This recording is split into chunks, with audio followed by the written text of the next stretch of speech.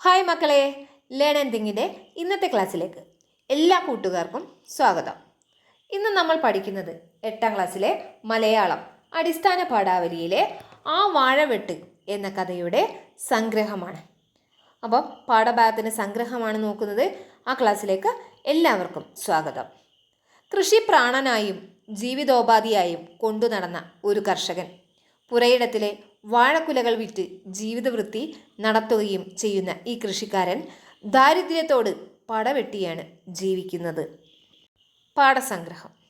ചേനകൾ ഏതു കാലത്ത് നടണമെന്ന് മർക്കോസ് ചേട്ടന് അറിയാം. അയാൾ നല്ലൊരു കൃഷിക്കാരനാണ്. കുംഭവെയിലിൽ വിയർപ്പിൽ കുളിച്ച് നിലമൊരുക്കുന്ന തിരക്കിലാണ്. എന്നാൽ അയാളുടെ മുഖം പ്രസന്നമായിരുന്നില്ല. അതിന് കാരണം അന്വേഷിക്കാൻ കേരളത്തിന് നേരമില്ലാതായിരുന്നു എന്ന് പറയുന്ന അധികാരികളോട് കഥാകൃത്ത് വിയോജിക്കുന്നു. ദാഹം കൊണ്ട് വലഞ്ഞ മർക്കോസ് ചേട്ടൻ മകളോട് കഞ്ഞിവെള്ളം ആവശ്യപ്പെട്ടു. റേഷൻ കടയിൽ നിന്ന് കിട്ടുന്ന പച്ചരിയിൽ കല്ലും നെല്ലും പൊടിയും കൂടാതെ പുഴുക്കൾ ഉള്ളതാണെന്ന് മകൾ പറഞ്ഞു. നോമ്പുകാലത്ത് മാംസബന്ധമുള്ള സൂപ്പാണല്ലോ കുടിക്കാൻ കിട്ടുന്നതെന്ന തമാശയാണ് മാർക്കോസ് ചേട്ടനിൽ നിന്ന് ഉണ്ടായത്. അപ്പോൾ ഇതുതന്നെ കിട്ടാതാവുന്ന സ്ഥിതി ഉണ്ടാകുമെന്നാണ് അറിവ് എന്ന് മകൾ പറയുമ്പോൾ ക്ഷാമം വരാൻ പോകുന്നുവെന്നൊന്നും അറിയാനുള്ള കഴിവ് അധികാരികൾക്ക് ഇല്ലെന്നാണ് പിതാവിൻ്റെ അഭിപ്രായം. അയാൾ വീണ്ടും കിളയ്ക്കാൻ തുടങ്ങി. നല്ലതുപോലെ കൃഷി ചെയ്താൽ സർക്കാർ സമ്മാനം തരുമെന്ന് മർക്കോസ് ചേട്ടനോട് അയൽക്കാരൻ പറഞ്ഞപ്പോൾ കൃഷി ചെയ്യുന്നതിന് മുൻപ് വല്ലതും കൊടുത്താൽ വേണ്ടില്ലായിരുന്നു എന്നാണ് മർക്കോസ് ചേട്ടൻ പറഞ്ഞത്. പരിഷ്കാരികളായ കുറേ ഉദ്യോഗസ്ഥർ എത്തി വാഴകൾ മുഴുവൻ വെട്ടണമെന്ന് ആവശ്യപ്പെട്ടു. കേടുവന്ന വാഴകൾ മുഴുവൻ വെട്ടാൻ ചുമതലപ്പെട്ട ഉദ്യോഗസ്ഥർ ഗവൺമെൻറ് ഓർഡർ നടപ്പാക്കാൻ എത്തിയതായിരുന്നു. മർക്കോസ് ചേട്ടൻ രോഗമില്ലാത്ത വാഴകളാണ് തൻ്റേതെന്ന് വാദിച്ചു. മാത്രമല്ല, തെങ്ങിനും കവുങ്ങിനും ഒക്കെ രോഗമുണ്ട്, വിളവിന് മാറ്റമുണ്ട്, രോഗം വരുന്നത് മുറിച്ചു കളഞ്ഞാൽ കാര്യം തീരുമോ തുടങ്ങിയ മാർക്കോസ് ചേട്ടൻ്റെ ആവലാതികൾ ഉദ്യോഗസ്ഥർ അവഗണിച്ചു.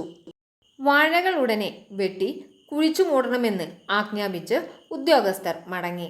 ആ കർഷകൻ്റെ കണ്ണുകൾ നിറഞ്ഞു. വാഴകളെ നോക്കി കുറേ നേരം നിന്നു. കൃഷി ചെയ്യാൻ പറ്റുന്ന മലബാറിലേക്കോ മറ്റോ പോയാലോ എന്ന് റാഹേൽ അപ്പനോട് ചോദിച്ചു. മക്കളെ പോലെ വളർത്തിയ വാഴകളെ വെട്ടാൻ കഴിയാതെ മർക്കോസ് ചേട്ടൻ വിഷമിച്ചു. കൃഷി ഇറക്കാൻ പണമില്ല. റാഹേലിൻ്റെ ചട്ട കീറിയിരിക്കുന്നു. ഓരോന്ന് ചിന്തിച്ചിരുന്ന മർക്കോസ് ചേട്ടനെ ഗോപാലൻ നായരുടെ വിളിയാണ് ഉണർത്തിയത്. വാഴ വെട്ടിയില്ലെങ്കിൽ ഉദ്യോഗസ്ഥർ വെട്ടിക്കുന്ന ചെലവ് കൊടുക്കേണ്ടി വരുമെന്നും പണമില്ലെങ്കിൽ കുടിലുകൾ കൂടി ജപ്തി ചെയ്യുമെന്നും പറഞ്ഞ് ഗോപാലൻ നായർ തൻ്റെ വാഴകൾ വെട്ടാനായി പോയി.